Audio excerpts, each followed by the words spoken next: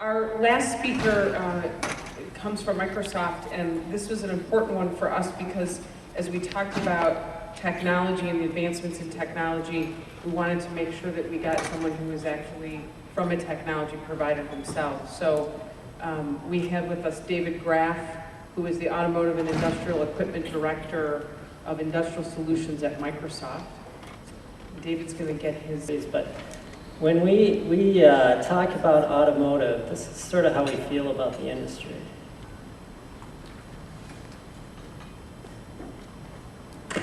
This is not just about point A to point B. This is about the love of all things four-wheel. And fast. This is for racers, tuners, and drifters, the designers, and the engineers. It's for heroes, fanatics, and fans. This is a wide entrance to a small exit. Because it's not just about hands on a controller. It's about hands at 9 and 3. It's not just about pixels and polygons. It's about aluminum and carbon fiber.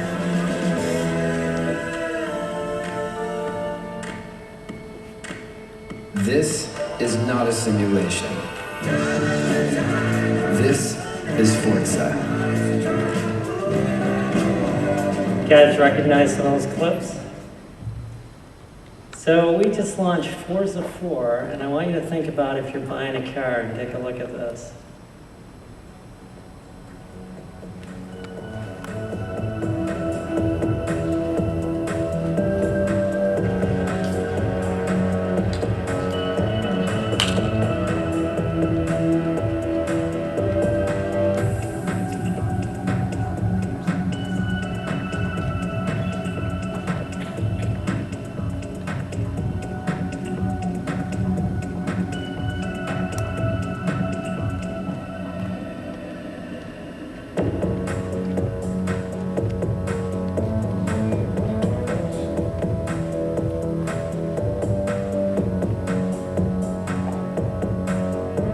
Think you can check out a car before you go in the showroom this way?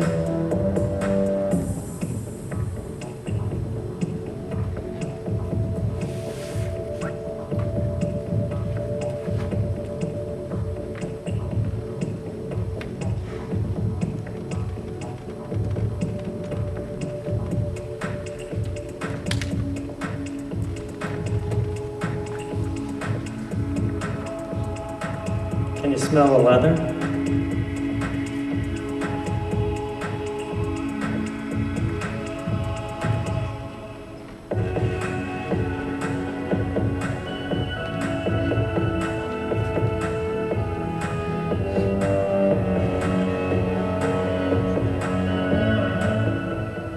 That's a new M5 if you haven't seen it, pretty nice car there. But from a Microsoft perspective, we are awful lucky because we touch just about every piece of the business. We go from in-vehicle to the consumer, to what we do in dealerships, to what we do in the enterprise. And today I'm just going to touch on in-vehicle, really, and consumer, and a little bit about dealerships. You've heard a lot of this already. But from an automotive standpoint, when you're designing a vehicle, about the fastest is 3 years. And from a consumer products perspective, when it's changing every 6 months, there's really no good way to guess what's going to be available when you're designing the vehicle. So from a Microsoft perspective, software is the only way to update from a head unit perspective. And so, I know John touched on this, but this is back in 2007, and I was from a Microsoft terminology, I was the global business manager for Ford. And we took Mark Fields out to CES, and this is when he announced Sync on stage with Bill Gates. And the big deal here was, number one, that was the first time you saw a big announcement at CES, and so if you go today, it's a little different. But number two was, this was the first time you really saw telematics that was, priced affordably. So this option was $400. And so after a year of this, and we went to NADA, and because of the response from CES, Ford went from sort of a small launch to a big launch, 12 vehicles. And it was a simple technology to begin with, right? So really had Bluetooth, hands-free, and voice-activated music were the main features. But when we went and talked to dealers, dealers would say for $400 at the low end, people will always go with the Sync vehicle. So it made a big difference on revenue. So now if you go to the Consumer Electronics Show, you're going to see automotive launches every year. So I think Dr. Z is talking this year. Last year we announced Yugo with Kia. We also announced Intune, which John touched on. But if I really had to buy a vehicle, this would be my car right here, Peterbilt truck, and even PACCAR's in the game. So, all of their high-end navigation in their trucks, and Peterbilt's really, PACCAR is sort of the premier builder of high-end trucks in the US. Peterbilt and Kenworth, all of their next-gen navigation is on top of the Microsoft platform. The advent of the EV, with all the information coming off the vehicle, this is going to drive a lot of the cloud-based services. So when I'm in the vehicle, how much charge do I have left? Where is the next charging station? Is the charging station full? And can I do all that computing in the cloud, getting the information off the vehicle? You've heard this multiple times. This is a huge announcement for us. This next gen telematics with Steve Ballmer and Akio Toyota. So every year we host what's called the Imagine Cup, and this is a very, very cool event where 350,000 students from around the world register for the Imagine Cup, and they submit different projects. So let me show you who won this year.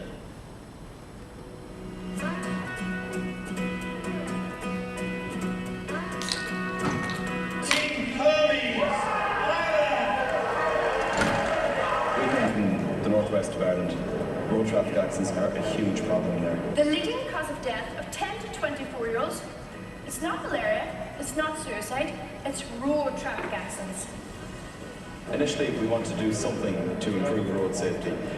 So many people are dying, we had to do something about it. We have developed this smart device, which will plug into any car built since 2000. This device constantly uploads to the cloud information on who's driving the car, how the car is being driven, and where the car is. Research has shown that educating the drivers reduces the fatalities on the roads. But secondly, and this is something that has never been done before, is able to warn drivers of dangerous roads. The Microsoft technologies have been the cornerstone of the entire project. We have Silverlight on the phones, we have Silverlight on the web apps, we are using Azure, so all our data is stored in SQL Azure. It all works together, it's all compatible, there's no mess in it. It's a great system to work in. We want to develop a sustainable product that not only will save lives, but will generate enough income to bring the product forward and establish a mass user group and a mass community, because the more users we have, the more lives we can save.